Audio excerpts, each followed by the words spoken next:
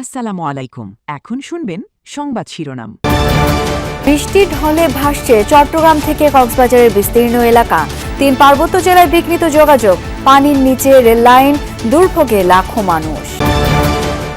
কক্সবাজারের রোহিঙ্গা ক্যাম্পে পাহাড় ধসে শিশুসহ 8 জনের মৃত্যু, চলছে উদ্ধার অভিযান। চট্টগ্রামে আলাদা ঘটনায় আরও 2 জনের প্রাণহানি।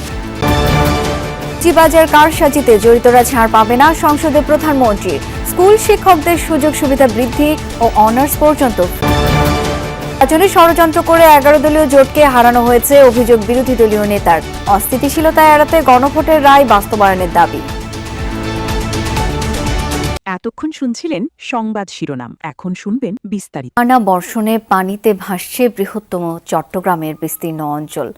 বিপর্যস্ত হয়ে পড়েছে জনজীবন। 3 পার্বত্য জেলা ও কক্সবাজারে বিঘ্নিত যোগাযোগ ব্যবস্থা। পানি ঢুকেছে বাড়িঘর, দোকানপাটেও। চরম ভোগান্তিতে দুর্গত এলাকার বাসিন্দারা। সাজেকে আটকা পড়েছেন 6 শতাধিক পর্যটক। বিদ্যুৎ উপকেন্দ্রে পানি ওঠায় খাগড়াছড়ির দীঘিনালা উপজেলা ও আশপাশের এলাকা বিদ্যুৎ বিচ্ছিন্ন হয়ে পড়েছে। খাগড়াছড়ির পরিস্থিতিও অবনতির দিকে। দীঘিনালার মাইনী নদীর পানি বৃদ্ধি পাওয়ায় প্লাবিত হয়েছে জেলার নিম্নাঞ্চল। পানিবন্দী হয়ে পড়েছে কয়েক শত পরিবার। খাগড়াছড়ির দীঘিনালা ও রাঙ্গামাটির লংগদু সড়ক যোগাযোগ বন্ধ। এই রুটটা প্রায় সময় ডুবে যায়, এবারও ডুবে গেছে। বর্তমানে পানি আরো বাড়তেছে।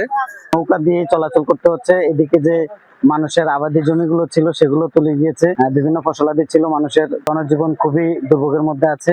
আমরা আশ্রয় কেন্দ্রে আশ্রয় নিয়েছি। আমাদের জনজীবন খুবই দুর্ভোগে আছে। আমাদের ফসলি জমিনগুলো পানিতে প্লাবিত হয়ে নষ্ট হয়ে যাচ্ছে। ভারী বর্ষণে প্লাবিত কক্সবাজারের বিস্তীর্ণ নিম্নাঞ্চল।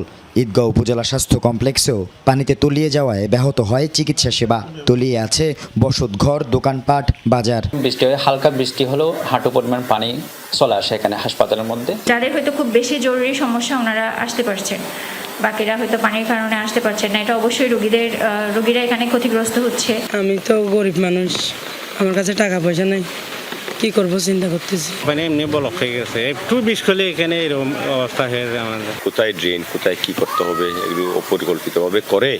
টানা ভারী বর্ষণ ও পাহাড়ি ঢলে বিপর্যস্ত রাঙামাটির জনজীবন। পাহাড় ধসের কারণে রাঙামাটি থেকে বান্দরবান, রাজস্থলী, খাগড়াছড়ি, মহালছড়ি, বাঘাইছড়ি ও লংগদু সড়কে যান চলাচল বন্ধ। কাপ্তাই হ্রদে তীব্র স্রোত থাকায় চলছে না ছোট নৌযান। তলিয়ে আছে নিম্নাঞ্চল। দুর্যোগপূর্ণ পরিস্থিতিতে আগের দিনই সাজেক ভ্রমণে নিষেধাজ্ঞা। এর মধ্যে আজ কক্সবাজারের রোহিঙ্গা ক্যাম্পে শিশুসহ 8 জন নিহত হয়েছেন। চট্টগ্রামে প্রাণ গেছে 2 জনের। বেলা 2:30টার দিকে কক্সবাজারের উখিয়ার কুতুপালং 5 নম্বর রোহিঙ্গা ক্যাম্পের A3 ব্লকে হিফজাতুল কুবরা নামে মাদ্রাসার উপর পাহাড় ধসে পড়ে। এ সময় ক্লাস চলছিল। পাহাড় ধসে পড়লে চাপা পড়েন মাদ্রাসায় থাকা সবাই।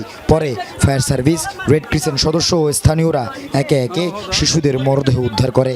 আহত হয় অন্তত 30 জনেরও বেশি। চট্টগ্রামেও প্রতি বর্ষায় পাহাড় ধসে প্রাণহানি অনেকটা নিয়মিত চিত্র। ব্যতিক্রম হয়নি এবারও।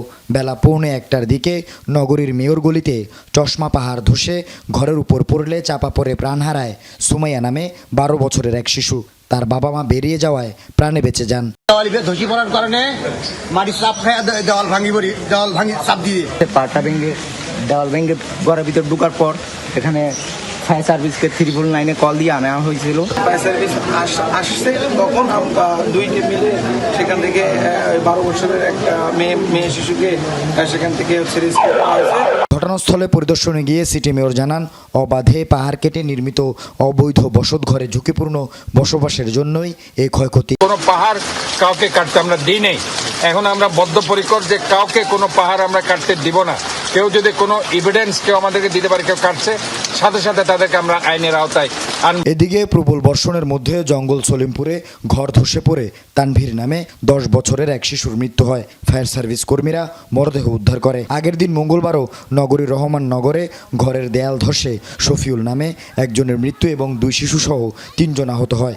রাঙ্গুনিয়ার ইসাখালীতে পাহাড় ধসে প্রাণ হারান এক নারী। দুর্যোগপূর্ণ আবহাওয়ার কারণে লন্ডভন্ড ট্রেনের রেল লাইন ডুবে থাকায় বন্ধ ঘোষণা করা হয়েছে চট্টগ্রাম কক্সবাজার রুটে ট্রেন চলাচল। দুদিনে 4টি ট্রেনের যাত্রা আকস্মিক বাতিল বাতিল করায় ভোগান্তিতে পড়েন শত শত যাত্রী। তাদের টিকিটের অর্থ ফেরত দেওয়া হবে। কারসাজি কৃত্রিমভাবে দর নিয়ন্ত্রণ করার কারণে শেয়ার বাজারের ধারাবাহিক দরপতন হয়েছে বলে সংসদকে জানিয়েছেন প্রধানমন্ত্রী তারেক রহমান। তবে দায়ীদের বিরুদ্ধে বর্তমান সরকার ব্যবস্থা নিতে যাচ্ছে। এরই মধ্যে দুদক তদন্ত করে কিছু ব্যবস্থা নিয়েছে। প্রধানমন্ত্রীর জন্য নির্ধারিত প্রশ্নোত্তরে এসব কথা বলেন তিনি। এ সময় প্রধানমন্ত্রী বলেন, প্রাথমিক ও মাধ্যমিক শিক্ষকদের প্রশিক্ষণ ও বেতন বৃদ্ধির পরিকল্পনা আছে সরকারের। এছাড়া এক সম্পূরক প্রশ্নের উত্তরে কাঁঠাল রপ্তানির কথা জানান তিনি। উদ্যোগ গ্রহণ করেছি। বুধবার সংসদে প্রথম 30 মিনিট ছিল প্রধানমন্ত্রীর প্রশ্নোত্তর পর্ব।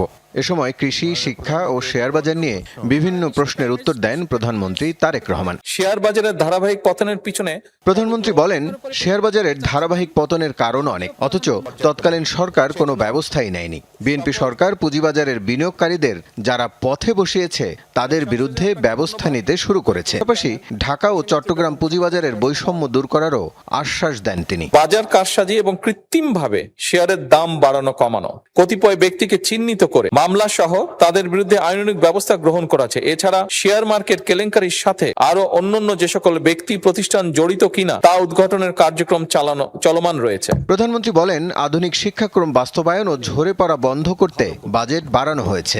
বলেন, মেয়েদের শিক্ষা দ্বাদশ শ্রেণী পর্যন্ত ফ্রি ছিল, বর্তমান সরকার অনার্স পর্যন্ত বিনামূল্যে করতে চায়। এছাড়া প্রাথমিক ও মাধ্যমিক শিক্ষকদের সুযোগ সুবিধা বৃদ্ধির আশ্বাস দেন তিনি। যদি আমাদের প্রাইমারি এবং সেকেন্ডারি এই শিক্ষকদেরকে যদি আমরা সঠিকভাবে ট্রেনিং দিতে না পারি, কিন্তু শুধু ট্রেনিং না, ট্রেনিং এর সাথে তাদেরকে তাদের সম্মানীয় যদি বৃদ্ধি করতে না পারি, তাহলে অবশ্যই আমরা প্রত্যাশা করি না যে তারা ভালো কিছু ডেলিভার করতে পারবেন। সঠিকভাবে তাদের সময় এবং তাদের মেধা শিক্ষার্থীদের পেছনে ব্যয় করতে পারেন, সেই জন্য তাদের সম্মানই বাড়ানো প্রয়োজন বলে আমরাও মনে করি। পর্যায়ক্রমিকভাবে আমরা এই কাজটি ইনশাল্লাহ করব এই দেশে। কৃষিতে এআই ও ড্রোন সহ আধুনিক প্রযুক্তি ব্যবহার করবে সরকার। প্রধানমন্ত্রী বলেন, জাতীয় নির্বাচনের ফলাফল মেনে নেওয়া হলেও গণভোটের রায়কে অগ্রাহ্য করতে দেয়া হবে না, এই মন্তব্য করেছেন বিরোধী দলীয় নেতা ও জামায়াতের আমির ডাক্তার শফিকুর রহমান। দুপুরে রাজধানীর কাকরাইলে আইটিইবি ভবনে ছিল 11 দলীয় ঐক্যের সেমিনার। সেখানে তিনি বলেন, ন্যায্য কাজে সরকারকে সহযোগিতা করা হলেও জনগণের অধিকার প্রশ্নে দেয়া হবে না বিন্দুমাত্র ছাড়। অনুষ্ঠানে দ্রুত গণভোটের রায় বাস্তবায়নের তাগিদ দেন বক্তারা। জুলাই গণ অভ্যুত্থানের চেতনা, গণভোটের রায় বাস্তবায়ন এবং জুলাই সনদ প্রণয়নের দাবিতে সরব 11 দলীয় ঐক্য। গণ অভ্যুত্থানের মাস জুড়ে ঘোষিত কর্মসূচির অংশ হিসেবে রাজধানীর ডিপ্লোমা ইঞ্জিনিয়ার্স ইনস্টিটিউটে ছিল জাতীয় সেমিনার। মূল প্রবন্ধ উপস্থাপন করেন আন্তর্জাতিক অপরাধ ট্রাইব্যুনালের সাবেক চিফ প্রসিকিউটর তাজুল ইসলাম। অংশ নেন 11 দলীয় ঐক্যের শীর্ষ নেতারা। সরকারকে উদ্দেশ্য করে তারা বলেন, দেশে অস্থিতিশীলতা এড়াতে গণভোটের রায় বাস্তবায়ন জরুরি। তাদের অভিযোগ, ইচ্ছাকৃতভাবে জাতীয় সংকট তৈরি করছে বিএনপি। জুলাই সনদকে অপমান করে অশ্লীল বাক্যবাণে তারা জুলাইকে জর্জরিত করার চেষ্টা করছে, আর বিএনপি জুলাই যোদ্ধাদেরকে ডেকে কান্নাকাটি করে। জাতির সাথে তামাশা বিএনপি যদি না বন্ধ না করে, তাহলে বিএনপির পরিণাম ভালো হওয়ার কোনো সম্ভাবনা নেই। আমরা ক্ষান্ত হওয়ার পাত্র নই।